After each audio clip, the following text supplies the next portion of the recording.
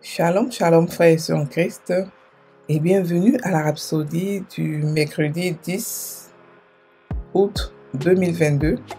Rhapsodie écrite par le pasteur Chris Oyakilome et la lecture vous est offerte par les vérités de l'évangile. Le thème d'aujourd'hui est comprendre l'évangile. Et le verset de Romains 1 verset 16 qui nous dit « Car je n'ai point honte de l'évangile, c'est une puissance de Dieu pour le salut de quiconque croit. » Alléluia. Le pasteur Christ dit, pour marcher dans la plénitude des bénédictions de l'évangile, vous devez d'abord comprendre ce que c'est que l'évangile de Jésus-Christ. C'est alors que vous pouvez vraiment y croire. Proverbe 4 verset 7 nous dit, avec tout ce que tu possèdes, acquiert l'intelligence.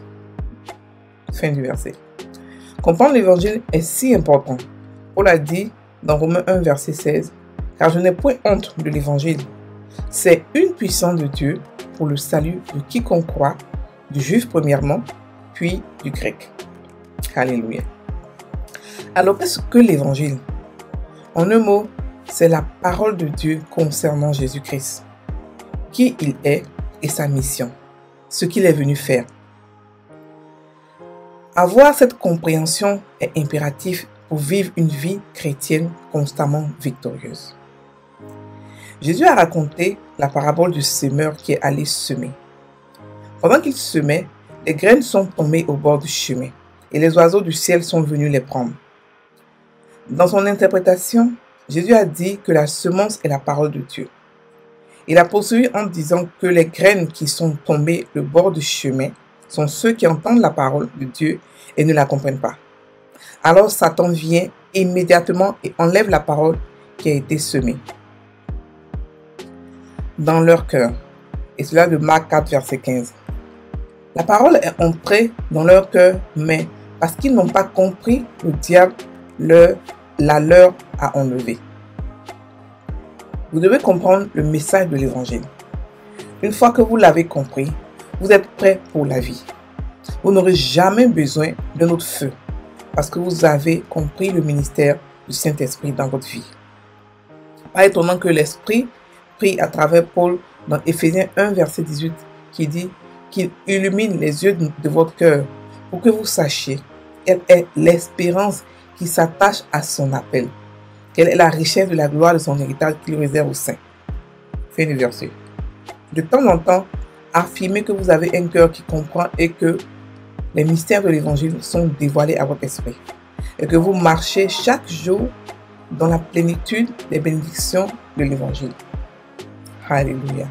Fin de la rhapsodie. Le pasteur aujourd'hui nous parle de la compréhension de l'évangile.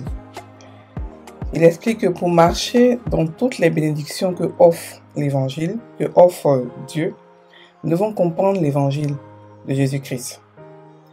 Parce que c'est une puissance de Dieu pour le salut.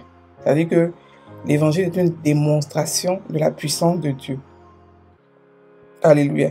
Donc il a expliqué ce que c'est que l'évangile. Il a expliqué que l'évangile c'est la parole de Dieu concernant Jésus-Christ. C'est de quoi, qu'est-ce qu'il est venu faire, qu'est-ce qu'il a accompli, quel est le résultat de son accomplissement, comment est-ce qu'il a été, récompensé et quel est cet impact que cette récompense-là, que cet évangile-là a eu sur nous, quel est cet impact de ce sacrifice, cette mission-là a pour nous en tant qu'enfants de Dieu. L'évangile est aussi appelé la bonne nouvelle. La bonne nouvelle de Dieu, la bonne nouvelle de Christ, la bonne nouvelle du royaume. Il y a plusieurs synonymes de l'évangile dans la Bible. Mais ça englobe tout le fait que la mission de Jésus, ce qu'il est venu faire, ce que ça a eu pour cause et pour conséquence, comment est-ce qu'il a été récompensé. Donc, il est impératif que nous, les chrétiens, nous puissions savoir ce que c'est que l'évangile. Et les chrétiens aujourd'hui qui ne comprennent pas que Jésus est le seul chemin. Et les chrétiens aujourd'hui qui croient que Dieu est tellement bon qu'il ne peut pas avoir un seul chemin, il peut avoir plusieurs chemins. Et ceux-là, c'est parce qu'ils n'ont pas compris ce que c'est que l'évangile. Il y a un seul chemin. Ce chemin est grand. il prend tout le monde, mais Dieu a donné un seul chemin, son Fils unique. Il n'a pas donné plusieurs chemins. Les autres églises, les autres religions cherchent le chemin. Mais nous, on nous a montré le chemin. La bonne nouvelle est que la mission que Jésus a venu accomplir, le royaume des cieux est descendu sur la terre. Cette mission, il l'a accomplie parfaitement. Il a réussi sa mission. Et cette mission a fait de nous des enfants de Dieu, des enfants légitimes de Dieu. Ça fait de nous des enfants qui ont la même nature que Dieu. Alléluia. Et le pasteur aussi explique qu'il a raconté la parabole du semeur. Il y a eu plusieurs terres sur lesquelles il a semé. Mais il y a une terre, il y a des semences qui sont tombées au bord du chemin. Et il a expliqué que ce sont des personnes qui entendent la parole de Dieu, mais qui ne la comprennent pas. Alors Satan vient immédiatement et enlever cela dans leur cœur. Ils ne la comprennent pas. Ça veut dire que l'évangile est voilé pour eux. Ils ne comprennent pas ce qui se passe. Ils n'ont aucune idée. Pourquoi est-ce qu'ils ne la comprennent pas? Ils ne comprennent pas la parole. Ils ne comprennent pas la parole parce qu'ils sont voilés. Le diable a voilé leurs yeux pour ne pas qu'ils comprennent, pour ne pas qu'ils se convertissent et pour ne pas qu'ils viennent à Dieu. Donc ce qu'il fait, il enlève la parole. Il enlève la parole dans leur cœur afin qu'ils ne la comprennent pas. Et lorsque la parole est enlevée, c'est fini, ils sont livrés à Satan. Donc la compréhension de la parole de Dieu, de l'évangile est très importante. Parce que si vous ne la comprenez pas, vous n'allez même pas vous rappeler de ça parce que le diable va venir chercher la parole. Si au moins vous ne la comprenez pas et puis elle est là, elle peut revenir un jour, c'est bon. Mais non, elle ne sera pas là parce qu'il va venir la prendre. Il va venir enlever ce qui a été semé afin que vous soyez toujours à sa merci. Donc comprendre l'évangile est important. Comprendre la parole de Dieu est important. Parce que la parole de Dieu, l'évangile est une puissance. La Bible dit que c'est une puissance. Ça veut dire que lorsque Jésus prêchait la parole de Dieu, il y avait toujours des miracles. La Bible dit qu'il enseignait et il prêchait. Et guérissait toutes sortes de maladies. Il y avait toujours des miracles parce que l'évangile est une puissance. On ne peut pas prêcher l'évangile sans avoir la manifestation de la puissance de Dieu. C'est impossible, pratiquement impossible. Sauf si vous ne la comprenez pas. Vous ne saisissez pas la puissance que l'évangile apporte. Alléluia. Donc, un chrétien, tout le monde doit comprendre parce que c'est la bonne nouvelle. On ne va pas l'évangéliser avec la peur. On ne l'évangélise pas les gens avec la peur de l'enfer. Non, l'enfer existe, non. On dit la bonne nouvelle. La bonne, ça veut dire quoi? Pauvre, vous ne serez plus pauvre. Malade, vous ne serez plus malade parce que Jésus a payé le prix. Et maintenant, Dieu veut que vous fassiez partie de sa maison, de sa famille. Et en tant qu'enfant de Dieu, en tant que membre de la famille de Dieu, voilà ce que vous avez comme privilège. Maintenant, vous êtes devenus des privilégiés. C'est ça l'évangile. C'est ça la bonne nouvelle. Alléluia.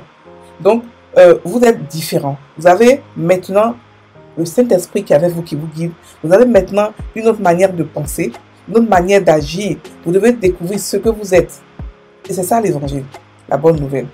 L'évangile n'apporte pas la peur. L'évangile apporte l'espoir. L'évangile apporte l'amour. L'évangile apporte la compassion. L'évangile apporte la solution. L'évangile apporte la guérison, la domination sur Satan, l'intimité avec Christ, l'intimité avec le Saint-Esprit, la grâce. L'évangile apporte beaucoup de choses. Mais ce qu'elle n'apporte pas, c'est la peur. Ce qu'elle n'apporte pas, c'est la méfiance ou la haine. Donc, frères et sœurs, nous sommes des enfants de l'évangile. Nous sommes nés, lorsque nous avons entendu l'évangile, nous sommes tous nés de nouveau. Nous devons réellement la comprendre, nous devons chercher. La Bible dit que avec tout ce que nous possédons, nous devons acquérir l'intelligence. Ça veut dire quoi? Ça veut dire que nous devons chercher l'intelligence. Nous devons aimer étudier, aimer la parole. Nous devons acquérir, c'est-à-dire que nous devons acheter la connaissance. Nous devons faire tout pour pouvoir comprendre tout ce qu'il y a pour moi. Nous devons mettre tout à notre disposition pour pouvoir comprendre la parole de Dieu. Alléluia. Et Paul comprenait la puissance de l'évangile. C'est pour cela qu'il a dit que je n'ai point honte de l'évangile. C'est une puissance de Dieu pour le salut de quiconque croit. Quiconque croit, c'est une puissance de Dieu. N'importe qui peut être touché par l'évangile parce que c'est une puissance de Dieu. Alléluia. Donc c'est ce que aujourd'hui le pasteur nous explique et qu'il dit que aussi que nous devons prier dans la prière d'Éphésiens qui dit que Père, illumine mes yeux de mon cœur afin que je sache quelle est l'espérance qui s'attache à ton appel, quelle est la richesse de la gloire de ton héritage que tu réserves aux saints. Ça veut dire que on peut prier des prières pour avoir la révélation, pour comprendre l'évangile, pour comprendre les mystères de l'évangile, pour comprendre l'espérance que s'attache à l'évangile, pour comprendre la richesse de l'héritage que Dieu a mis à notre disposition. La profondeur, la hauteur, la largeur et la longueur de l'amour de Christ pour être rempli de Dieu. Alléluia. Donc c'est ça que le pasteur nous dit aujourd'hui. Donc on va faire la prière qui dit, répétez après moi, cher Père, merci de m'avoir montré la merveilleuse puissance qui est enveloppée dans l'Évangile.